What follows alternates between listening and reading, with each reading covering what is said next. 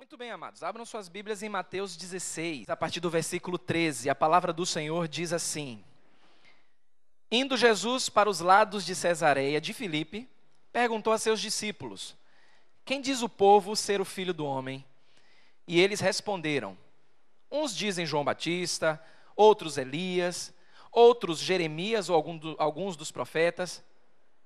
Mas e vós, continuou ele, quem dizeis que eu sou?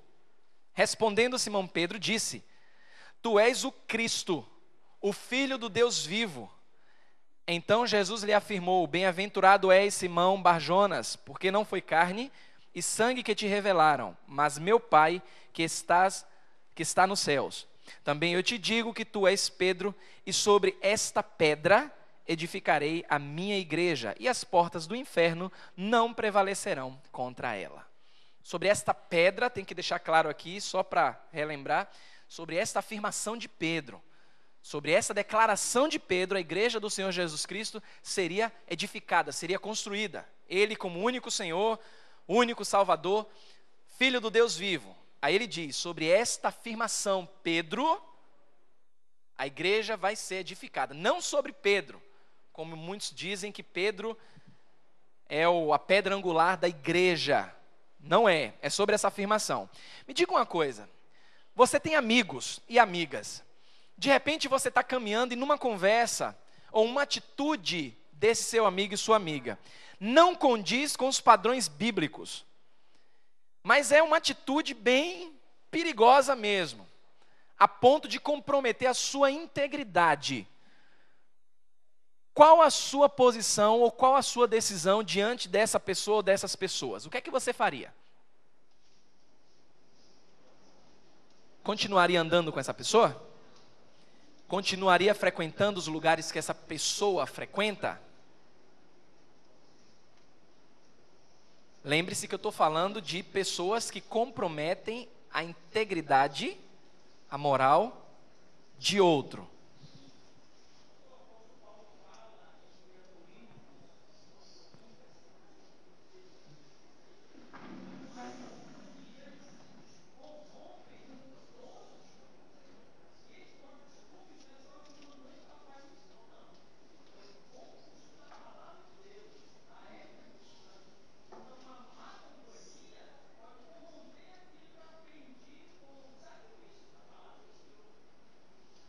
É como o ditado, que eu acredito até baseado nesse versículo, que diz: quem com porcos se mistura, farelos comem. Você continuaria mesmo andando com essa pessoa?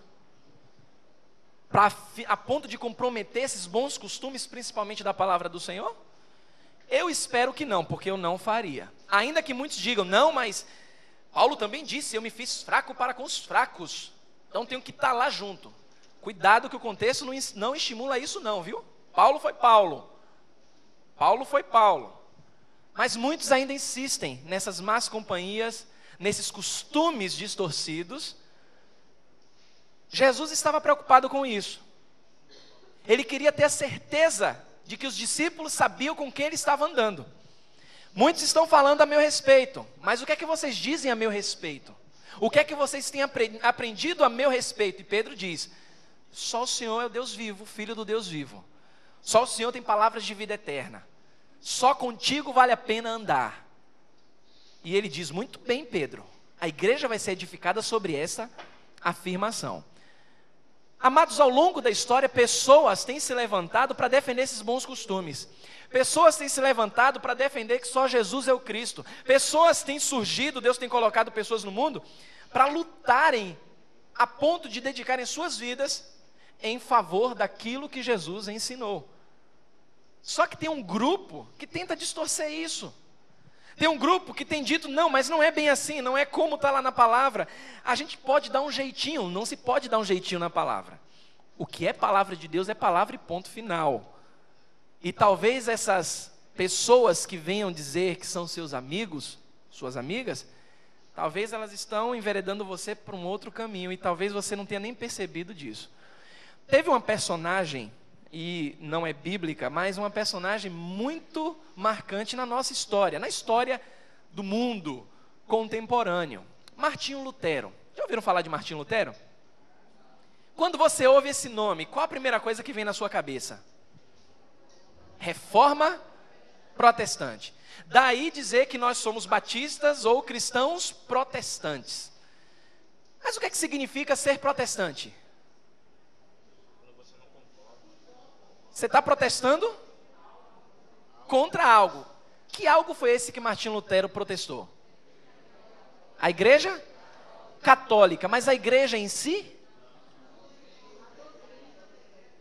A sua doutrina, as suas práticas. Não somente, mas tem uma série de coisas, eu quero pelo menos trazer 5. Os chamados 5 sós. O que é isso, 5 sós? Eu aprendi na escola que Martinho Lutero protestou, pelo menos ele colocou 95 teses, 95 protestos na porta da igreja. Lá na Alemanha, igreja forte, ele foi lá e, não concordo com isso, foi perseguido, sofreu horrores, mas ele protestou pelo menos contra 95 pontos. Por que tudo isso, amados? Porque hoje nós estamos vivendo e passando por um período na história onde a igreja tem sido atacada, as pessoas estão protestando contra a igreja de Cristo e não entendem por que estão protestando contra a igreja de Cristo. Aí eu perguntei na quarta-feira e ontem no Autoconfrontação, será que você não está sendo enganado? Você que está aqui na Igreja Esperança, o que é que lhe garante que você não está sendo enganado? Qual é a base que a Igreja Esperança tem e que você acredita e que é a prova de que você não está sendo enganado? Porque as pessoas lá fora vão contestar a sua fé, vão contestar as suas práticas e vão dizer assim, você é crente? Crente é tudo igual, crente é tudo alienado. E o pior, estão alienando os jovens estão sendo alienados, pastor é tudo ladrão, crente é tudo hipócrita. E aí se perguntarem para você, por que você frequenta a igreja que você frequenta? E se você não souber responder? Porque perguntaram a Martinho Lutero o motivo do seu protesto. E o que foi que ele fez? Ele descreveu o motivo do protesto dele. Mas você sabe descrever o motivo do seu protesto? Ou por que você congrega na igreja que você congrega? Talvez tenha pessoas de outras igrejas aqui. Não sei. Mas eu estimulo você, não somente aqui na igreja, mas você que faz parte de outra igreja, a entender muito bem isso aqui, para definir se de fato você faz parte de uma igreja bíblica, de uma igreja verdadeira. Vamos lá, esses 5 sós na história. Por que 5 sós? Primeiro, somente. Martinho Lutero, em uma das suas proposições, ele defendia somente a Bíblia, somente as Escrituras. Um dos pontos dele. Abra sua Bíblia em 2 Timóteo 3. Nós sempre batemos nesse texto, muito forte. 2 Timóteo, capítulo 3, versículos 16 e 17. Vamos para o primeiro somente, ou sós, da história de Martinho Lutero. 2 Timóteo, capítulo 3, versículos 16 e 17. Quem encontrar pode ler, em nome de Jesus.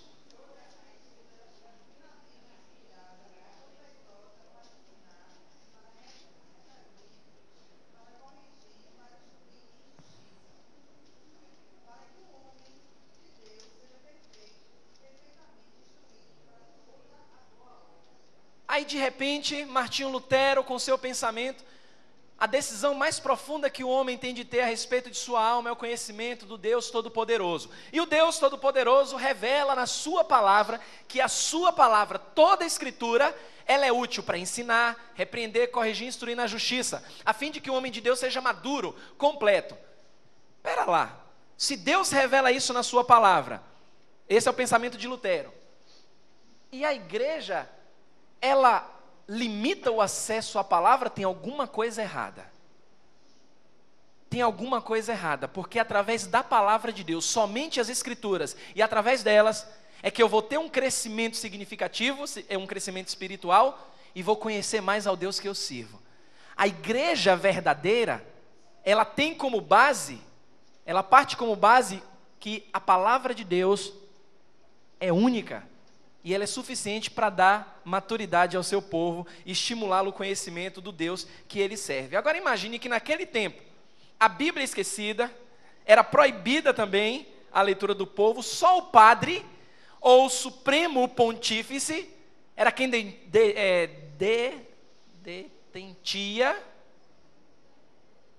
detentia, né? Segurava, pronto.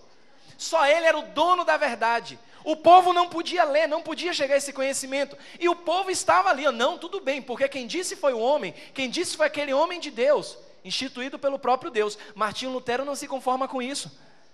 Então o que? Detinha? Detinha. Obrigado, minha irmã. Detentia meio. Detinha. Era o detentor da palavra. E isso impedia que o povo crescesse, o povo estava alienado. E muitas pessoas hoje estão passando pelo mesmo processo. Um jovem perguntou para mim, foi ontem, não, na quarta-feira, disse assim: pastor, eu fui numa igreja, mas eu quero ouvir sua opinião. O que é que o senhor acha? A tecnologia invadindo as igrejas aí é correta, é errado? Eu falei: olha, a tecnologia tem pontos favoráveis e desfavoráveis. Aonde você quer chegar, meu jovem? Aí ele disse: não, porque o pastor, eu fui na igreja e vi o pastor pregando e ele estava usando um tablet. E hoje o momento é tablet para lá, tablet para cá. E aparecia tudo na tela, ele estava lá com o tablet, mas não estava com a Bíblia, as folhas em si. Aí eu disse assim: olha, ele estava estimulando as ovelhas a abrirem suas Bíblias, mesmo com o tablet, porque se estava, não tem nenhum problema. É a tecnologia em favor de algo proveitoso. Mas se as pessoas estavam somente dependendo do tablet e olhando para a tela, e criando um mau costume de entrar na igreja sem a Bíblia, aí é perigoso. Isso é perigoso. Ah não, tinha algumas pessoas com a Bíblia, mas realmente estava tudo aparecendo na tela. É legal, é cômodo, mas tem um perigo aí. Porque a Bíblia, nesse século 21, a Bíblia está sendo esquecida em detrimento da tecnologia. Porque as pessoas estão pegando a tecnologia e os membros estão voltando à época de Martinho Lutero. É o que o pastor falou, é o que o tablet projetou, isso é suficiente. A Bíblia ensina, Deus ensina em sua palavra, que toda escritura é inspirada, é útil. O manuseio, Bíblia para lá, Bíblia para cá, é importante. Tecnologia caminhando junto. Até porque, eu disse para ele, imagine que naquele tempo a gente não tinha isso aqui. No primeiro século, as pessoas quando eram lidos nas sinagogas, as escrituras, eram através de rolos. Por exemplo, o livro de Isaías, eram mais de 30 rolos. O livro de Isaías. Agora imagine, aí tinham aqueles conservadores que seguravam aqueles rolos, e quando apareceu a primeira versão impressa, que era a tecnologia da época, muitos diziam: não, eu vou ficar com os rolos, eu prefiro ficar com os rolos. Aí é uma certa ignorância. Você tem que usar a tecnologia caminhando junto com aquilo que é proveitoso. Naquele tempo, Martinho Lutero não se conformava em só o Papa, ou os padres, ter o poder da palavra, ter as escrituras nas suas mãos e não partilhar isso com o povo de maneira clara. E aí ele dá início ao seu protesto, e ele gasta anos da vida dele traduzindo ao próprio punho a Bíblia para a linguagem que o povo pudesse entender. Ele estava inconformado com isso. Ele sabia, e ele traz na história a marca do cristão protestante, que é aquele cristão que vai na igreja e está com a Bíblia na mão, porque ele crê que as escrituras é a palavra de Deus, e ele defende isso, porque no momento em que uma igreja, ela não tem a Bíblia, a palavra de Deus, como sua única regra de fé e prática, não é uma igreja verdadeira. A pergunta que fica é: a igreja que você frequenta, ela tem como base a palavra de Deus, ou ela tem como base a opinião de homens? Porque se tiver como base palavra de Deus, você já está caminhando bem. Alguém pode questionar você e você diz: não, a igreja que eu frequento, a igreja que estabeleço comunhão, ela tem como base a palavra de Deus. Segundo somente 1 Timóteo capítulo 2, versículo 5. Isso tudo, irmãos, é para alertar vocês, se você for questionado, se a igreja que você frequenta é a igreja correta, é uma igreja que prega a verdade, você já tem uma defesa aí bíblica. Segundo somente, o primeiro somente a Bíblia, segundo somente Cristo. Abra sua Bíblia em 1 Timóteo 2, versículo 5, leia aí.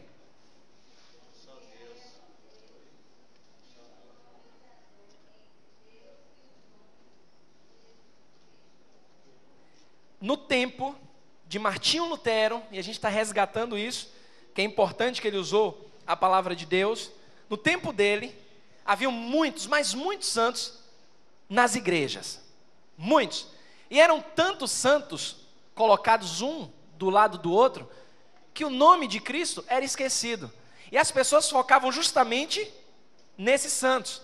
Eram tantos personagens que a pessoa de Cristo nem se falava muito. Então Lutero, o que é que ele protesta?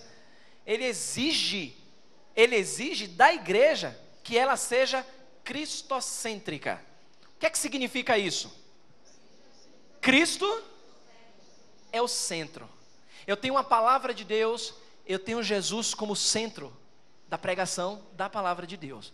Até porque a Bíblia fala de Jesus de Gênesis a Apocalipse.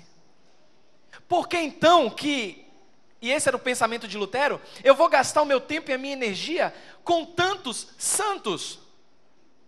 Não, Jesus tem que ser o centro. A mensagem tem que ser voltada para Jesus, porque foi Cristo quem morreu em nosso lugar para dar vida. Foi Cristo quem instituiu a igreja. Somente no nome de Jesus há salvação. Por que que o povo está nessa ignorância? Era o pensamento de Lutero. Jesus tinha que ser o centro. Até porque nesses estudos, abrem Atos capítulo 4, Atos 4, versículo 12. Isso aqui ele não abria mão. Atos 4, versículo 12. Se você encontrar, pode ler.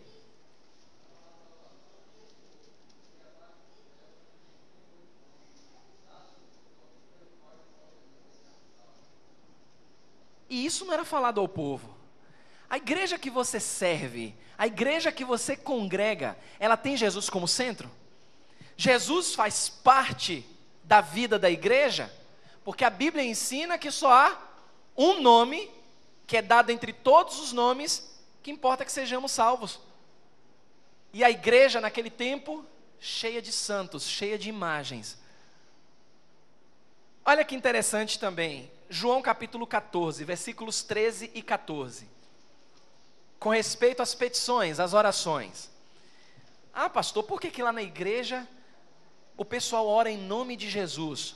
E eu vou abrir um parêntese aqui, que eu já vi aqui algumas vezes, eu já ouvi algumas vezes. Cuidado quando você for orar, não ore em nome do Pai, do Filho e do Espírito Santo.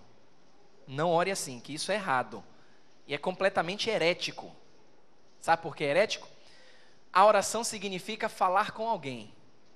Quando você está orando, você está falando com alguém. Quem é esse alguém que você falou em nome do Pai, do Filho e do Espírito Santo? Quem é essa quarta pessoa? Cuidado. Quando você orar, você deve orar sempre em nome de Jesus. Não, pastor, mas eu vi o senhor batizando ali em nome do Pai, do Filho e do Espírito Santo. Ali é uma ação realizada em nome do Pai, do Filho e do Espírito Santo. O batismo acontece em nome do Pai, do Filho e do Espírito Santo. Mas a oração é a Deus em nome de Jesus. Foi isso que ele nos ensinou. Abra lá em João capítulo 14, leia lá, 13 e 14.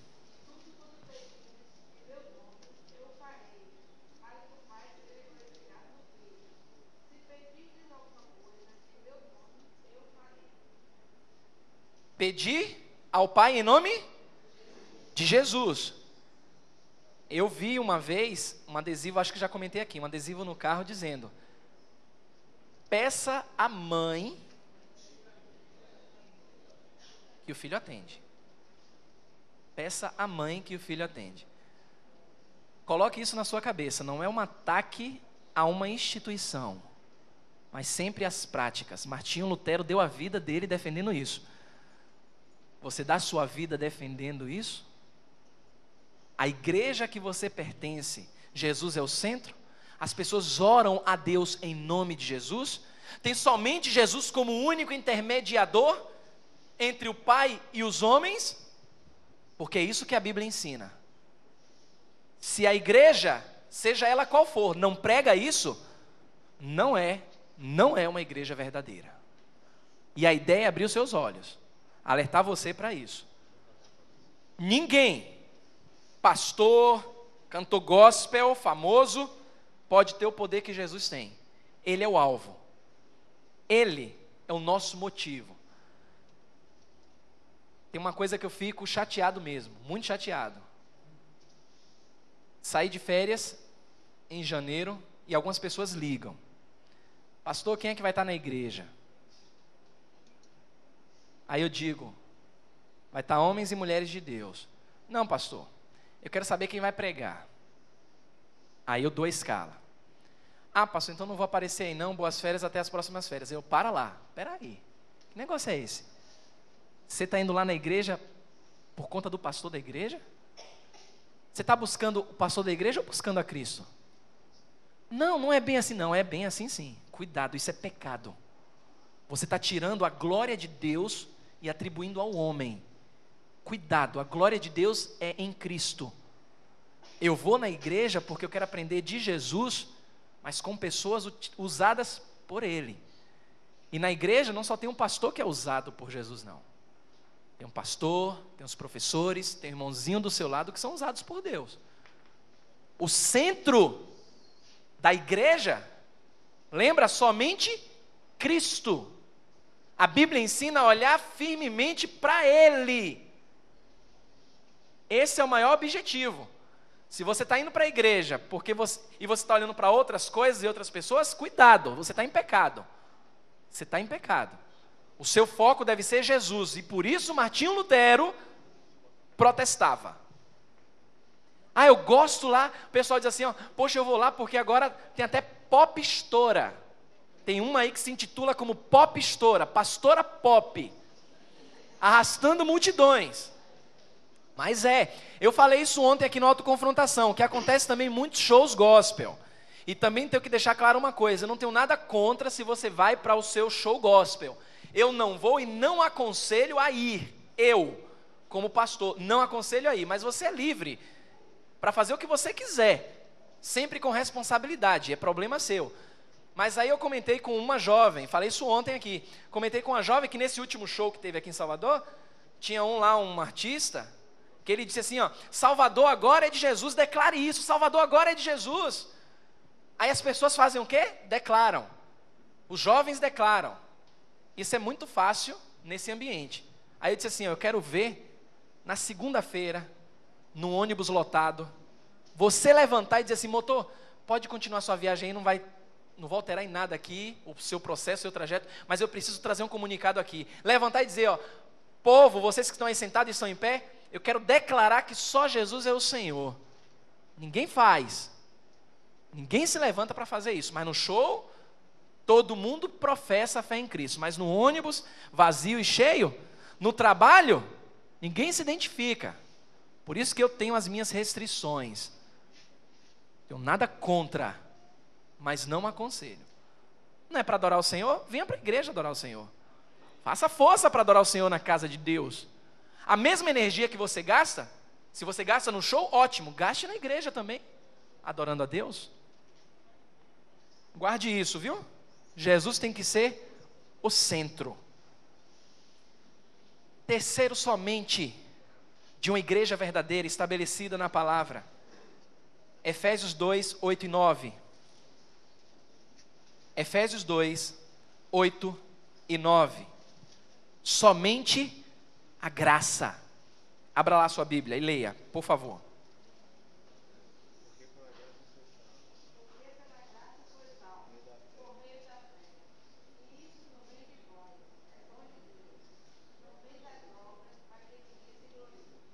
Aí nossa irmã Inês falou aqui sobre as indulgências. Que eram essas indulgências? Era justamente a cobrança que a igreja fazia como forma das pessoas pagarem pelos seus pecados. A graça de Deus tinha sido esquecida. Você quer um pedacinho no céu, você tem que pagar caro. E pagar caro por isso. E recebi um documento, imagine. Recebi esse documento. Martinho Lutero fica por aqui com isso, está errado. Enquanto as igrejas estão luxando, igrejas luxuosas, um bocado de gente passando necessidade, onde é que está o amor de Deus, onde é que está a graça do Senhor? E a igreja cobrava um alto preço, e não somente cobrava pelo perdão desses pecados, mas também exigiam que essas pessoas fizessem sacrifícios. Além de pagar com dinheiro, tinha que se sacrificar também. Não, você tem que carregar não sei quantos sacos de pedras, você tem que se autoflagelar. Isso algumas linhas da igreja antiga. E isso deixou Martinho Lutero furioso, porque a Bíblia ensina que somos salvos pela graça. E graça a gente aprende que é favor e merecido. Hoje à noite nosso convidado está aqui. Eu vou falar sobre graça no sentido hebraico. O que significa graça? E fé. Você vai se surpreender.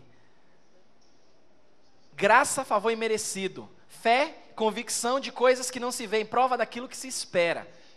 Mas isso na nossa cultura ocidental ainda assim é abstrato.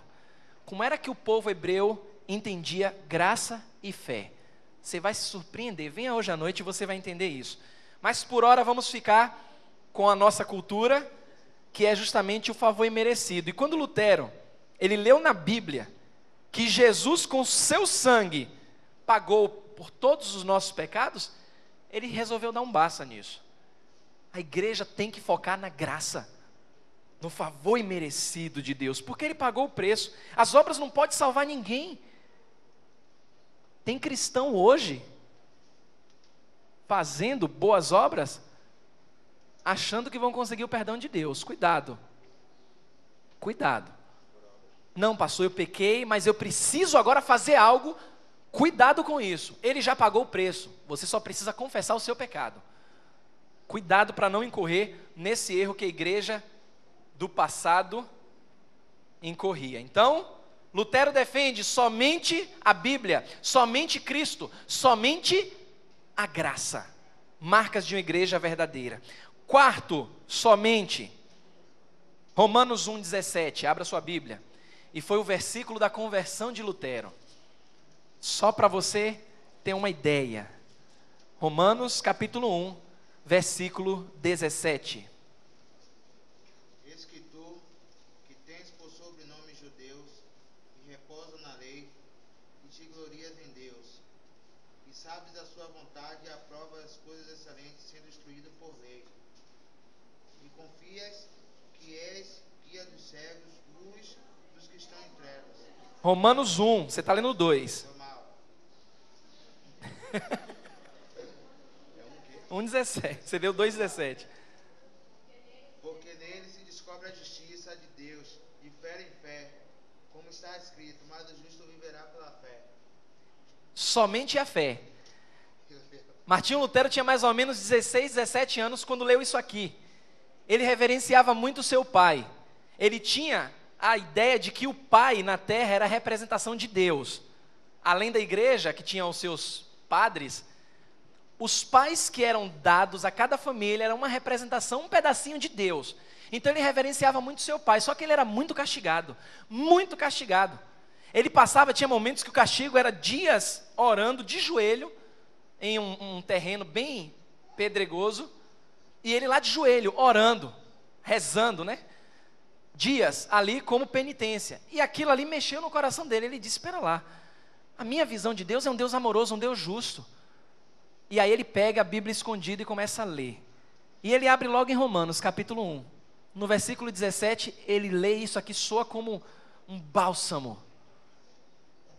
Pela fé, o justo viverá pela fé.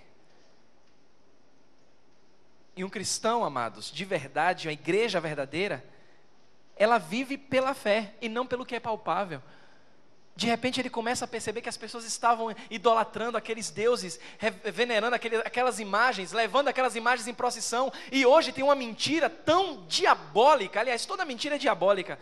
Mas hoje tem uma mentira tão persistente que diz assim, ó, não, mas nós não adoramos.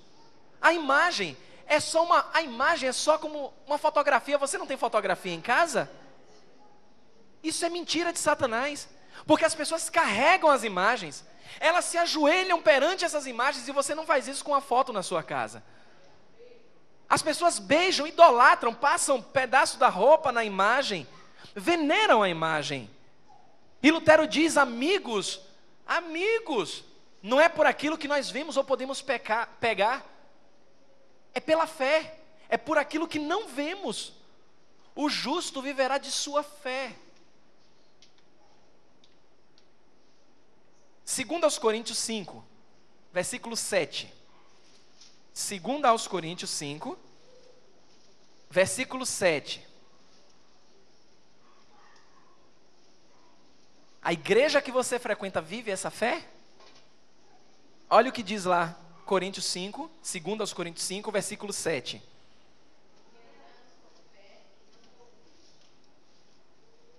Andamos por fé, não por aquilo que vemos ou podemos pegar.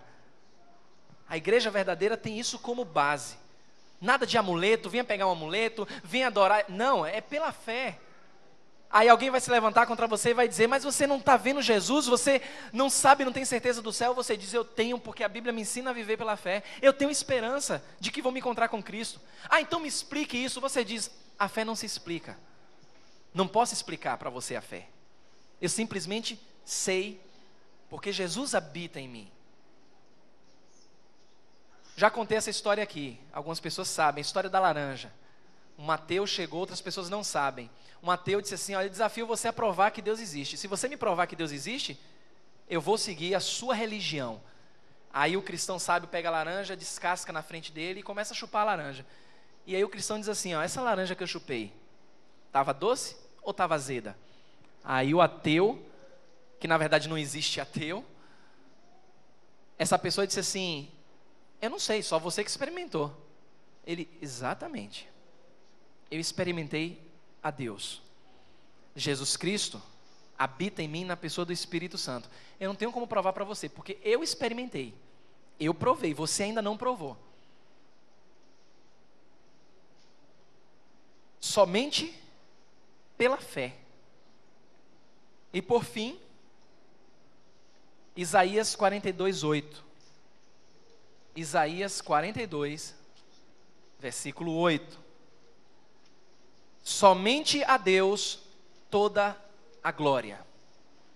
Isaías 42, 8. Eu sou o Senhor, este é meu nome, a minha glória, pois a outrem não darei, nem ao meu louvor as imagens e escultura. Por isso que Lutero ele não aceitava centenas de imagens da igreja e os cultos prestados a pessoas que já haviam morrido. Porque a palavra de Deus declara que a glória pertence somente a Deus. Ele não divide a glória dele com ninguém. Deus, então, na pessoa de Jesus Cristo, você vai ver lá no Novo Testamento, você vai ver nos Evangelhos, Jesus recebendo glória. Nenhum homem recebe glória, mas Jesus recebe, porque Ele é o próprio Deus encarnado. E a Bíblia ensina que toda a glória é somente a Deus. Ele não compactua a glória dele com ninguém. Jesus disse que um cristão verdadeiro presta toda a glória somente a Deus e não recebe louvor pelos seus feitos. João 5,44. Vá lá para João. Evangelho de João, capítulo 5, versículo 44. E adore ao Senhor lendo a palavra do Senhor.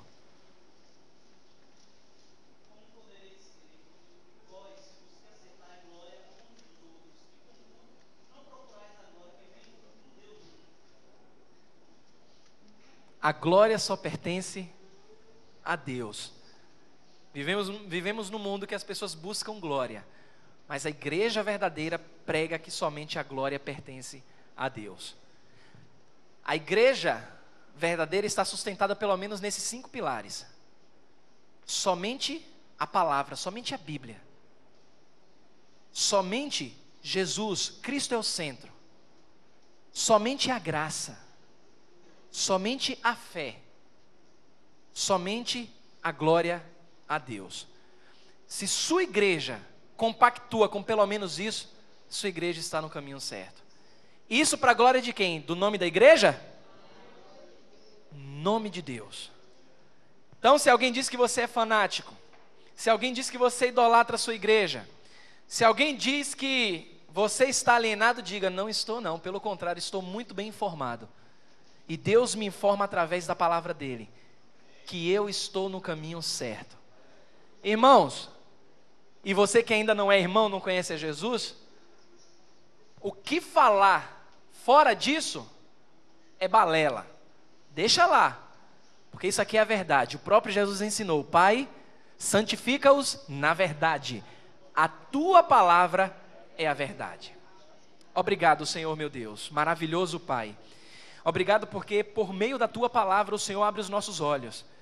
Meu Deus, nós somos tão frágeis, Senhor, nós somos ovelhas e somos frágeis, passíveis de sermos enganados, mas só se quisermos, Senhor, porque nós não somos bobos. O Senhor diz na Tua palavra que nós temos a mente de Cristo. O Senhor declara na Tua palavra que começou uma obra nas nossas vidas. Então nós não somos tão bobos assim, Senhor. O problema muitas vezes do Teu povo é que não quer meditar na Tua palavra, é que não quer estudar a Tua palavra e se conforma com muitas coisas que são ditas, ó Pai. Nos livra, Senhor, de todo mal. Nos livra do engano, Senhor, que principalmente nessa área religiosa, Senhor, tem aparecido muitos aproveitadores para ludibriar, para enganar o Teu povo, Senhor, mas tenha misericórdia deles, porque eles não sabem o que estão fazendo, porque o Senhor há de cobrar de cada um deles, seja de pastores, de pastoras, apóstolos, padres, irmãos, que se dizem irmãos e irmãs. A Tua palavra declara que hão de prestar contas, e nesse dia a coisa não vai ser nada agradável. Mas eu te peço, Senhor, com todo zelo, protege o Teu povo, Senhor, santifica o Teu povo dia após dia, desperta um desejo ardente no Teu povo e uma sede tremenda por Tua palavra, Senhor, para que o Teu povo volte a buscar a Tua palavra, venha sentir prazer em buscar a Tua palavra, porque é como foi dito e bem relembrado, as más companhias, elas destroem, elas acabam com os bons costumes, e são muitos, não poucos, mas muitos os que se infiltram para tentar deturpar a Tua verdade. Ensina ao Teu povo, ministra a Tua palavra no coração do Teu povo. É o que eu te peço em nome de Jesus. Amém e amém.